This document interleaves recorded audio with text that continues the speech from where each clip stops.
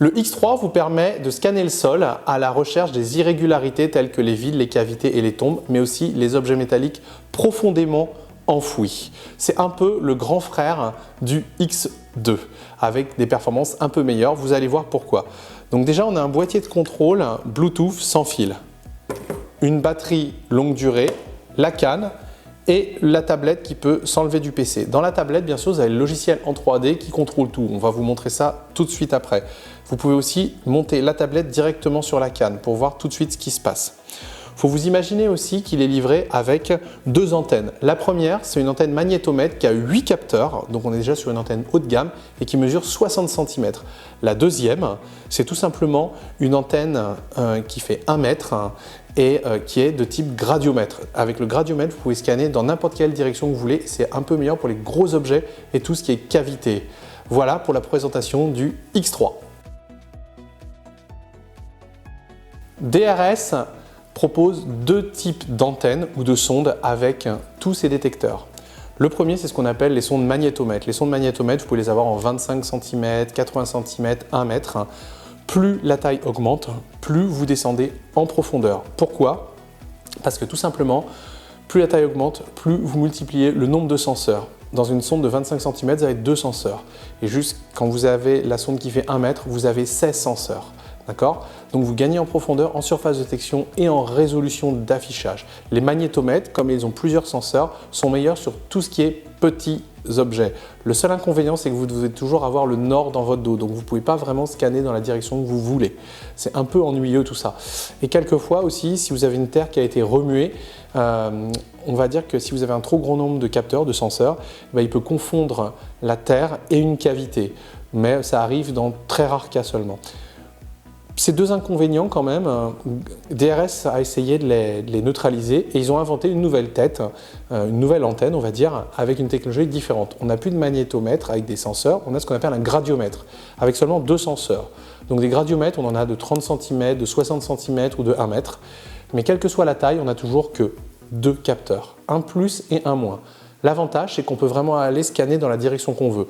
Nord, sud, est, ouest, on n'a plus besoin de le garder le nord dans le dos comme avec le magnétomètre. Donc le gradiomètre, c'est quand même pas mal du tout.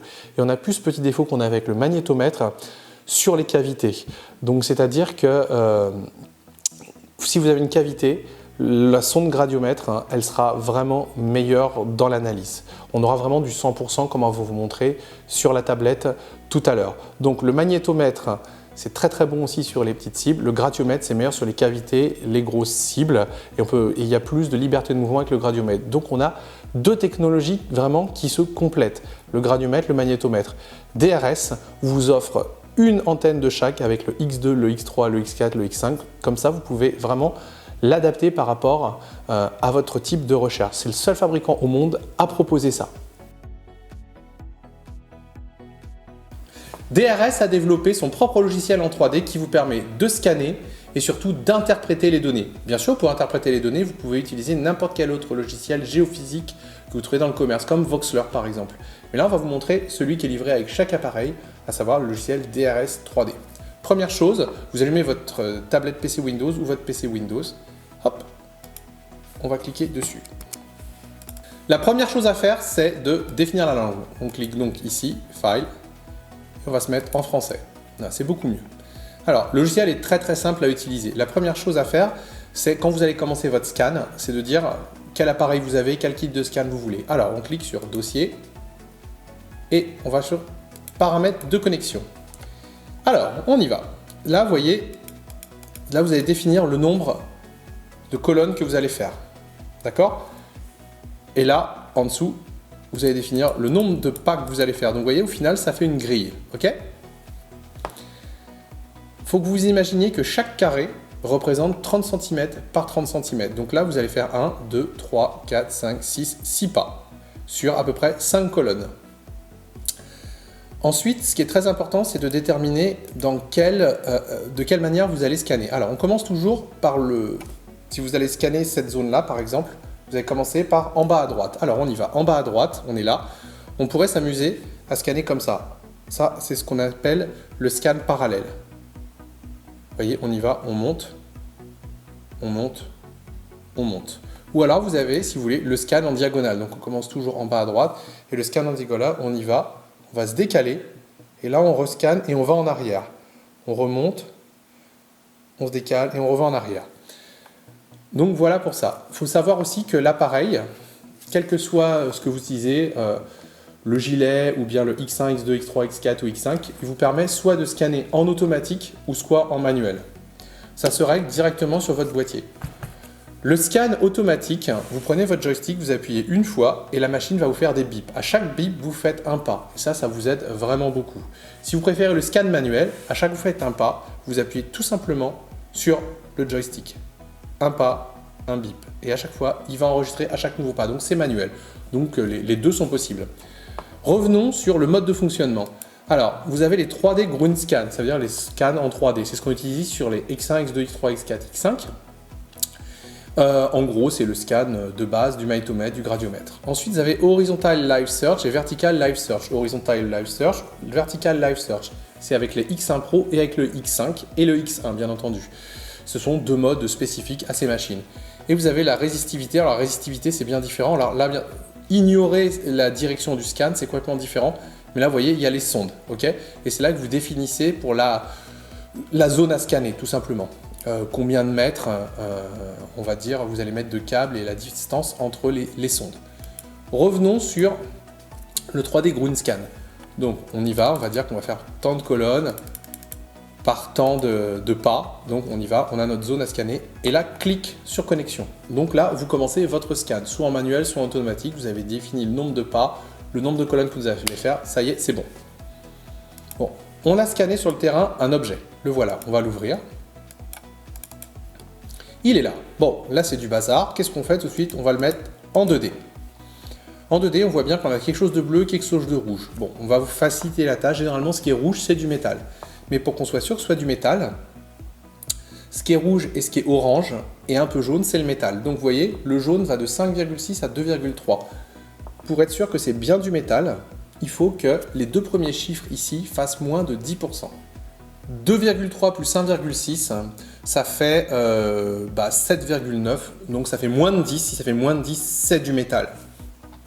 Bah alors on peut s'imaginer que le bleu autour, c'est une cavité, donc on aurait du métal dans une cavité. Seulement, c'est pas aussi simple que ça. Vous voyez, en bas, 84,8. Pour que ce soit une cavité, il faut que ça fasse 100%. Or là, ça fait 84,8. À chaque scan que vous allez faire, cette échelle de couleur va changer. Là, malheureusement, on pourrait rêver que c'est une cavité, le truc bleu. Bah non, c'est tout simplement un effet de sol, c'est du sol. Pour que ce soit une cavité, il faut que le bleu fasse 100%. Or là, c'est pas ça. Donc, il s'agit tout simplement d'un objet qu'on a enterré. Bon, on sait maintenant qu'on a un objet qui est enterré. Alors, regardez un peu comment ça fonctionne. Vous voyez, là, on a un tableau avec le nombre de pas qu'on a fait et le nombre de colonnes. Vous voyez, ce qu'on définissait tout à l'heure. Là, vous voyez que 123, on a 120, 123 partout, donc c'est du sol, c'est neutre. Sauf que là, on a 235, 235, 234 sur 3 cases. Et bien, regardez ici. Quand on va aller un petit peu ici, vous voyez, ici, notre curseur est toujours rouge. On commence en bas à droite. Donc, on monte. On y va. Donc, c'est combien de pas? 1, 2, 3, 4, 5, 6. À partir du 7e pas et la 3e colonne. Donc, on rouvre. Regardez ici. 1, 2, 3, 4, 5, 6, 7, 1, 2, 3. On est là, 234, 235. Vous voyez, on retrouve notre objet ici symbolisé par une couleur. Donc là, on est là. Donc on sait qu'on a un objet métallique en plein de notre zone. Alors, maintenant, essayons de trouver sa taille. Bah, c'est simple, on vous a dit que chaque carré faisait 30 cm par 30 cm. Vous faites des pas de 30 cm, à peu près. Donc 1, 2, 3 carrés, c'est un objet qui fait 3 fois 30 cm, ça fait 1 mètre de long. Niveau de la largeur, eh ben, ça fait tout simplement 30 cm. Ah oui, c'est un vieux morceau de tuyau qu'on a enterré sur notre terrain de test. Donc on sait qu'on a un vieux tuyau qui fait à peu près 1 mètre par 30 cm de diamètre. Comment est-ce qu'on trouve la profondeur? Bah, c'est très simple, passons en 3D. La première chose à faire, bien entendu quand vous allumez votre logiciel, c'est de dire ce que vous avez scanné comme terrain, qu'il soit neutre, du béton, du sable, la minéralisation, s'il est mouillé ou pas. Tout ça, ça influence vraiment le logiciel, donc c'est très important. Nous, on l'a enterré dans quelque chose de très neutre, un terrain sablonneux. C'est très facile à faire un trou. On y va. Donc, le terrain sablonneux, ici. Donc, on y va. Alors, regardons un petit peu. Donc, on va dézoomer. On utilise la souris, la molette de la souris pour ça. On y va. Donc ici, on regardait la profondeur maintenant. Pour utiliser la profondeur, regardez, pour la jauger, vous avez 2 flèches sur la gauche. On va descendre. Notre objet métallique, on vous a dit que c'était le orange et le rouge. Le orange foncé et le rouge. Donc vous voyez, ça commence entre 2 mètres et ça va jusqu'à 2,80 m à peu près. Donc on a quelque chose qui fait 30 cm de diamètre qui se trouve entre 2 mètres et 2,80 m de profondeur. Donc c'est quand même très précis. On ne peut pas savoir exactement ce que c'est, sauf si vous utilisez un résistivimètre par exemple, sauf que là, vous voyez, il y a une coupure très nette. On la voit ici. Et quand il y a une coupure très nette, que ce soit un radar de sol ou un magnétomètre, généralement c'est du fer. Ça coupe, c'est comme ça. Donc là, en plus, vu la coupure, vu que ça ne reprend pas en couleur, derrière on a du rouge qui est coupé net, c'est du fer. Donc, on a un tuyau en fer qui fait 1 mètre par 30 cm à plus de 2 mètres de profondeur, mais pas plus de 2,90 m enterré. Donc on a quand même toutes les informations dont on a besoin. Donc une fois que vous avez terminé donc, de scanner, tout simplement, vous arrêtez et puis vous pourrez rouvrir d'autres fichiers à chaque fois que vous scannez. Le logiciel est donc très très bien fait.